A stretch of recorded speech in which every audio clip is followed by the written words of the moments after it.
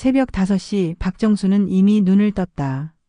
72의 나이에도 새벽잠이 없어진 지 오래였다. 옆에서 잠든 아내 순자의 고른 숨소리를 들으며 조심스럽게 일어났다. 창밖으로는 아직 어둠이 짙었지만 멀리 산자락이 희끗희끗 보이기 시작했다. 여보 벌써 일어났어?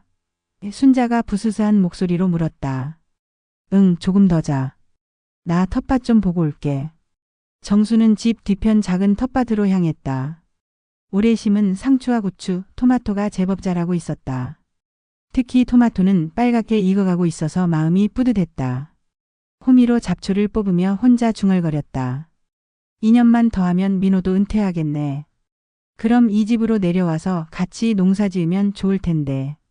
아침 햇살이 완전히 떠오를 무렵 순자가 앞치마를 두른 채 나왔다. 아침 차렸어. 들어와서 먹어. 알았어. 토마토 좀 따가자. 지연이가 좋아하던데. 부부는 함께 빨간 토마토를 땄다. 정수가 토마토를 따려고 손을 뻗을 때마다 가벼운 기침이 나왔다. 하지만 별거 아니라는 듯 넘어갔다. 여보 요새 기침이 좀 잦네? 나이 들면 그런 거지. 걱정 말어. 식탁에 앉아 된장찌개와 김치, 계란말이를 먹으며 정수는 만족스럽게 웃었다. 순자가 끓인 된장찌개는 언제나 구수했다. 45년을 함께 살면서 매일 이런 아침을 보냈다. 민호한테 전화해봐야겠다. 요즘 너무 바쁘다고 연락도 안 하네. 회사 일이 바쁜가 봐. 지연이는 어제 전화했던데? 응, 애들 학원 보내느라 정신 없다더라. 정수는 자녀들이 모두 제 몫을 하며 살아가는 것이 고마웠다.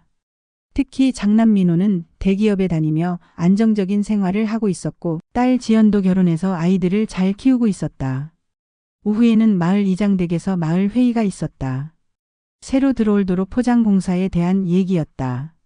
정수는 동네 어르신들과 함께 앉아 진지하게 토론했다. 우리 마을도 이제 좀 살만해지는 것 같아. 옆집 할아버지가 말했다. 그러게.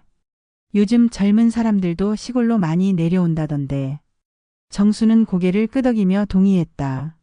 하지만 중간중간 기침이 나와 물을 마셔야 했다. 저녁 무렵 순자는 정수와 함께 동네 한 바퀴를 산책했다. 이것도 오래된 습관이었다. 논두렁길을 걸으며 서로의 하루를 나누고 내일 할 일들을 계획하곤 했다. 여보 이번 주말에 지연이가 애들 데리고 온다더라. 그래? 좋네. 토마토 더 따둬야겠다. 민호도 같이 오면 좋을 텐데.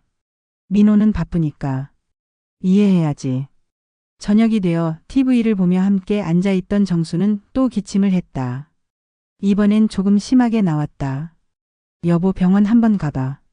기침이 너무 오래가. 괜찮아. 환절기라 그런 거야. 하지만 순자의 마음속엔 작은 걱정이 자리 잡기 시작했다. 남편의 기침이 평소와는 다르게 느껴졌기 때문이다. 그날 밤 정수는 잠들기 전 순자의 손을 잡았다. 고마워 여보. 이렇게 함께 늙어가니까. 무슨 소리야. 나도 고마워. 둘은 마주보며 웃었다. 앞으로도 이런 평범한 일상이 계속될 거라고 믿으며. 그로부터 일주일 뒤 정수의 기침은 더욱 잦아졌다. 아침에 일어날 때마다 컹컹거리는 기침이 계속 나왔고 때로는 가래도 석여 나왔다. 순자는 점점 걱정이 커졌다. 여보 정말 병원 가야겠어. 이상하다 정말. 에이 괜찮다니까. 며칠 더 두고 보자. 하지만 정수 자신도 몸의 이상을 느끼고 있었다. 예전만큼 힘이 나지 않았고 텃밭일을 할 때도 금세 숨이 찼다. 그래도 순자를 걱정시키고 싶지 않아 내색하지 않으려 했다. 이틀 뒤 금요일 지연이 아이들과 함께 집에 왔다. 초등학교 3학년인 손자 준우와 5살 손녀 은서였다. 아빠 안녕하세요. 아이들이 활기차게 인사했다. 우리 준우 은서. 많이 컸네. 정수는 아이들을 반기며 안아주려 했지만 갑자기 심한 기침이 나왔다. 기침이 멈추지 않아 얼굴이 빨갛게 달아올랐다. 아빠 괜찮으세요? 지연이 놀라며 등을 두드려 주었다. 괜찮아, 괜찮아. 물 좀. 순자가 급히 물을 가져다 주었다. 정수는 물을 마시고 나서야 기침이 멈췄다. 아빠 기침이 너무 심한데요. 병원 가보셨어요? 아버지가 안 간다고 하셔서. 걱정 많이 했어. 순자가 한숨을 쉬며 말했다. 지연은 아버지의 얼굴을 자세히 살펴보았다. 평소보다 안색이 좋지 않고 살도 조금 빠진 것 같았다. 아빠 월요일에 꼭 병원 가세요. 제가 같이 가요. 에이 바쁜 사람이. 괜찮다니까. 그날 저녁 온 가족이 함께 저녁을 먹었다.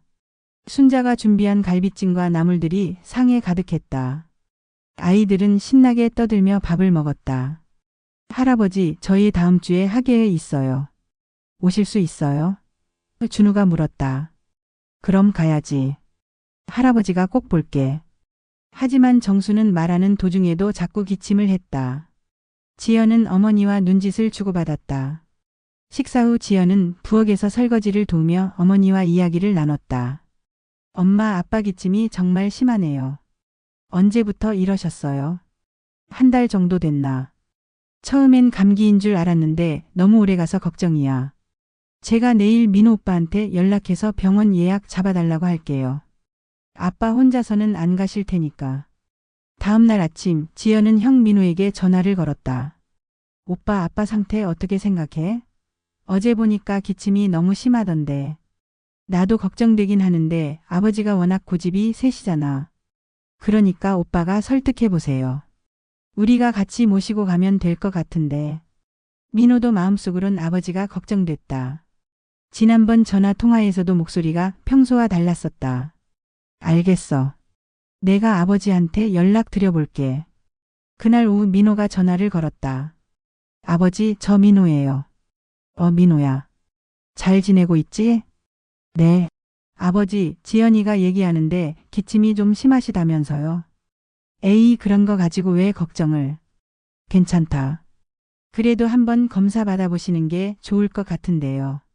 제가 병원 예약 잡아드릴게요. 정수는 잠시 말이 없었다. 사실 자신도 몸이 예전 같지 않다는 걸 느끼고 있었다. 그럼 한번 가볼까? 네, 제가 내일 병원에 연락해서 예약 잡고 연락드릴게요. 전화를 끊은 후 순자는 안도의 한숨을 쉬었다. 다행이다. 민호가 말하니까 듣네. 그날 밤 정수는 잠자리에 들기 전 거울을 보았다. 확실히 얼굴이 야위어 보였다. 손등의 핏줄도 예전보다 도드라져 보였다. 나이 때문일까 아니면 정말 어디 아픈 걸까? 옆에서 잠든 순자를 바라보며 정수는 작은 불안감을 느꼈다. 하지만 곧 고개를 저었다. 별일 아닐 거라고, 별일 아니어야 한다고 스스로를 달랬다. 월요일 아침 일찍 민호가 부모님을 모시고 병원으로 향했다.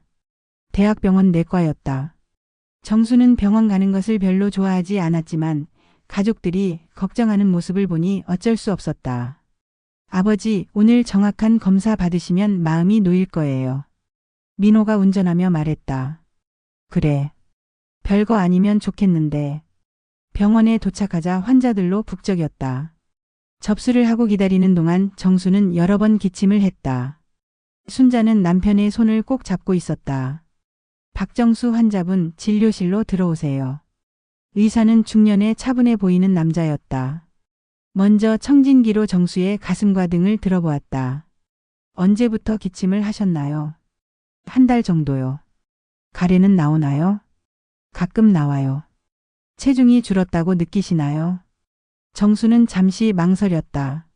조금 줄어든 것 같기도 하고요. 의사는 고개를 끄덕이며 기록했다. 오늘 흉부 엑스레이와 혈액 검사를 해보겠습니다. 그리고 CT도 찍어보시죠. 검사는 반나절이 걸렸다. 순자와 민호는 검사실 밖에서 초조하게 기다렸다. 괜찮을 거야, 엄마. 민호가 어머니의 어깨를 토닥이며 말했다. 그래야 할 텐데. 검사가 모두 끝나고 결과를 기다리는 동안이 가장 길게 느껴졌다. 정수는 평소와 다름없이 태연한 척했지만 속으로는 불안했다. 박정수 환자분 결과 나왔습니다. 다시 진료실에 들어간 가족들. 의사는 엑스레이 필름을 보여주며 설명하기 시작했다. 여기 보시면 폐의 그림자가 보입니다. 순자의 얼굴이 하얗게 변했다. 그게 뭐예요? 추가 검사를 더 해봐야 정확히 알 수 있지만 폐암일 가능성이 높습니다. 진료실에 정적이 흘렀다. 순자는 말을 잇지 못했고 민호는 침을 삼켰다. 폐암이라고요? 정수가 의외로 차분하게 물었다. 네. 크기와 위치를 보면 상당히 진행된 상태입니다. 조직 검사를 해서 확진을 받아야 하고 전이 여부도 확인해야 합니다. 그럼 치료는 어떻게 하나요? 민호가 떨리는 목소리로 물었다. 조직 검사 결과에 따라 항암 치료나 방사선 치료를 병행할 수 있습니다. 다만 상당히 진행된 상태라 완치보다는 생존 기간 연장에 목표를 두셔야 할 것 같습니다. 순자가 흐느끼기 시작했다. 정수는 아내의 손을 잡았다. 얼마나 시간이 남았을까요? 정수가 조용히 물었다. 치료 반응에 따라 다르지만 일반적으로 6개월에서 1년 정도로 보시면 됩니다. 진료실을 나온 가족들은 한동안 말이 없었다. 복도 의자에 앉은 순자는 계속 눈물을 흘렸다. 여보 정수가 아내를 안았다. 아버지 민호도 목이 메었다. 괜찮다. 나도 나이가 있는데 언젠가는 이런 날이 올 줄 알았어. 하지만 정수의 목소리도 떨리고 있었다. 집으로 돌아가는 길 차 안은 조용했다. 정수는 창밖 풍경을 바라보며 생각했다. 순자와 함께한 45년 아이들을 키우며 보낸 세월들이 주마등처럼 스쳐갔다. 집에 도착해서 지연에게 전화로 상황을 알렸다. 지연은 전화기 너머로 울음을 터뜨렸다. 아빠. 지연아 울지 마. 아빠는 괜찮다. 그날 밤 정수와 순자는 잠자리에서 오랫동안 이야기를 나눴다. 여보 무서워? 순자가 물었다. 아니 무섭지 않아. 다만 너를 두고 가는 게 마음이 아파. 나도 혼자 남는 게 무서워. 아직 시간이 있잖아. 그동안 우리 함께 있자. 순자는 남편의 가슴에 얼굴을 묻고 조용히 울었다. 정수는 아내의 등을 쓰다듬으며 창밖 별들을 바라봤다. 아직 할 일이 남았어. 순자를 혼자 둘 수는 없어.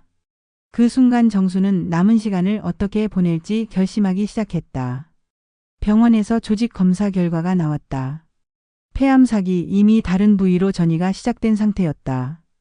의사는 항암 치료를 권했다. 완치는 어렵지만 생존 기간을 늘릴 수 있다는 설명이었다. 치료하겠습니다.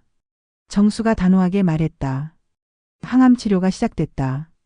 일주일에 2번씩 병원에 가서 항암제 주사를 맞았다. 민호가 휴가를 내서 모시고 다녔다. 처음 몇 번은 별다른 부작용이 없었다. 정수는 별거 아닌 애라며 웃기도 했다. 하지만 3번째 치료 후부터 몸에 변화가 찾아왔다. 여보 밥 먹어. 순자가 죽을 끓여와도 정수는 몇 숟가락 뜨지 못했다. 입맛이 없어서 그래. 미안해.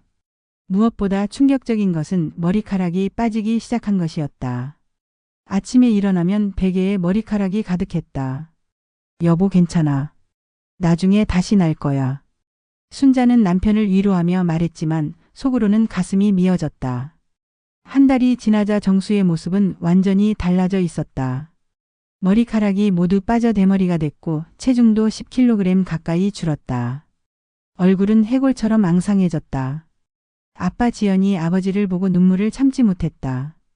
울면 안 돼. 아빠는 아직 괜찮아. 하지만 정수도 거울을 볼 때마다 자신의 모습에 놀랐다. 이게 정말 자신인지 믿기 어려웠다. 순자는 24시간 남편 곁을 지켰다. 밤마다 남편이 기침으로 잠을 이루지 못하면 등을 쓰다듬어주며 함께 깨어 있었다. 여보 너도 좀 쉬어. 몸이 상해. 괜찮아. 나는 괜찮으니까 걱정 말어. 어느 날 아침 정수가 화장실에서 나오다가 비틀거렸다. 순자가 급히 부축했다. 여보 괜찮아? 어지럽네. 잠깐만. 그때부터 정수는 혼자서 움직이기 어려워졌다. 화장실을 갈 때도 순자의 도움이 필요했다. 미안해 여보. 폐만 끼쳐서. 무슨 소리야. 우리 부부잖아. 순자는 남편을 씻겨주고 밥을 떠먹여주고 화장실까지 도와드렸다. 45년 동안 자신을 돌봐준 남편을 이제는 자신이 돌볼 차례라고 생각했다. 하지만 몸과 마음이 지쳐갔다. 밤에는 남편의 기침 때문에 잠을 못 자고 낮에는 간병으로 쉴 틈이 없었다. 체중이 5kg이나 줄었다. 엄마 몸 상하겠어요. 간병인을 쓰시든지 아니면 지연이 걱정스럽게 말했다. 아니야. 내가 할 수 있어. 민호도 현실적인 고민에 빠져 있었다. 병원비는 계속 나가고 어머니는 지쳐가고 있었다. 뭔가 대책을 세워야 할 때라고 생각했다. 아버지 요양병원에 대해 알아봤는데요. 요양병원? 네. 전문적인 간병을 받으실 수 있고 어머니도 좀 쉬실 수 있을 것 같아서요. 정수는 말없이 고개를 저었다. 집에서 있고 싶어. 너희 어머니랑 함께. 하지만 이대로는 어머니가 쓰러져요. 민호의 목소리에는 절박함이 묻어났다. 아버지도 걱정되고 어머니도 걱정됐다. 생각해 볼게. 정수가 힘없이 대답했다. 그날 밤 정수는 순자에게 말했다. 여보 미안해. 너무 힘들지? 무슨 소리야. 민호 말이 맞는 것 같아. 요양병원에 가는 게 나을지도. 순자는 깜짝 놀라 남편을 바라봤다. 싫어. 당신을 그런 곳에 혼자 둘 수 없어. 하지만 안 돼.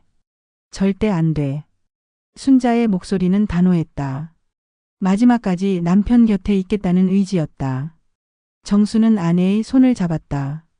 이렇게 자신을 사랑해주는 사람이 있다는 것이 고마웠다.